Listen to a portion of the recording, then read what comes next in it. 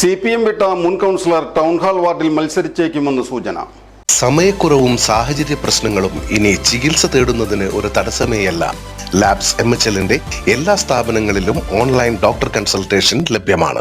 കൊടുങ്ങല്ലൂർ നഗരസഭാ തെരഞ്ഞെടുപ്പിൽ ശോഭാ ജോഷി BJP ടിക്കറ്റിൽ ടൗൺ ഹാൾ വാർഡിൽ മത്സരിച്ചേക്കും. പഴയ 5ാം വാർഡായ ടൗൺ ഹാൾ വാർഡിൽ നിന്നും വയലാർ വാർഡിൽ നിന്നുമായി 2 വട്ടം ശോഭാ ജോഷി മത്സരിച്ച് ജയിച്ചിരുന്നു. ഇത്തവണ ടൗൺ ഹാൾ വാർഡിൽ ജനവിധി തേടുമ്പോൾ മത്സരം കടുക്കുമെന്ന കാര്യത്തിൽ സംശയമില്ല.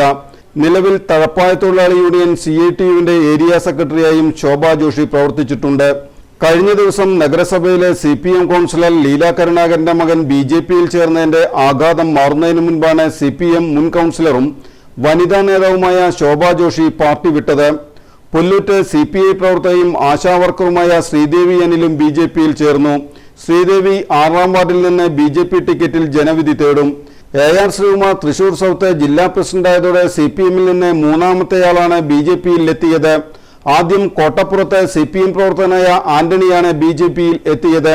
പിന്നീട് നഗരസഭാ കൗൺസിലർ ലീല കരുണാകരന്റെ മകൻ അരുൺ, ഇപ്പോൾ മുൻ കൗൺസിലർ ശോഭാ ജോഷിയും. വരും ദിവസങ്ങളിൽ LDFൽ നിന്നും മുൻ നഗരസഭാ കൗൺസിലറടക്കം പലരും BJPയിൽ എത്തുമെന്നാണ് വിവരം. ഞാൻ CPMന്റെ 2 ടൈമിൽ കൗൺസിലറായിരുന്നു. 5ാം വാർഡിന്റെ കൗൺസിലറായിരുന്നു, കൂടാതെ വയലാർ വാർഡിന്റെ കൗൺസിലറായിരുന്നു. കഴിഞ്ഞ ടൈമിൽ ഞാൻ ക്ഷേമകാര്യ സ്റ്റാൻഡിംഗ് കമ്മിറ്റി ചെയർമാനായിരുന്നു 5ാം വാർഡിൽ ജയിച്ചിട്ട്. ഇപ്പം ഞാൻ ഈ പ്രസ്ഥാനത്തിലേക്ക് വരാൻ കാരണം നമുക്ക് ജനങ്ങളോട് കുറേ കാര്യങ്ങൾ ചെയ്ത് തീർക്കാനുണ്ട്. ഇനിയിപ്പോൾ അത് ഇത്രയും ഒരു 5 കൊല്ലം കൂടി ആയപ്പോൾ അതിന് ശേഷം നടന്നു കഴിഞ്ഞിട്ടില്ല. പക്ഷെ ഞാൻ ചെയ്തു തീർക്കുള്ള പല കാര്യങ്ങളും പകുതിക്കിട്ട് നിൽക്കുകയാണ്. അതിൻ്റെ ഭാഗമായിട്ട് അതിന് ഒന്നും കൂടി അത് മുഴുവനും പൂർണ്ണതയിലേക്ക് എത്തിക്കണം. അതിപ്പോൾ നമുക്ക് ഈ പാർട്ടിയിൽ നിന്ന് മാത്രമേ കഴിയൂ എന്നുള്ളൊരു വിശ്വാസം കൊണ്ട് മാത്രമാണ് ഞാൻ ഈ പാർട്ടിയിലേക്ക് വന്നിട്ടുള്ളത്.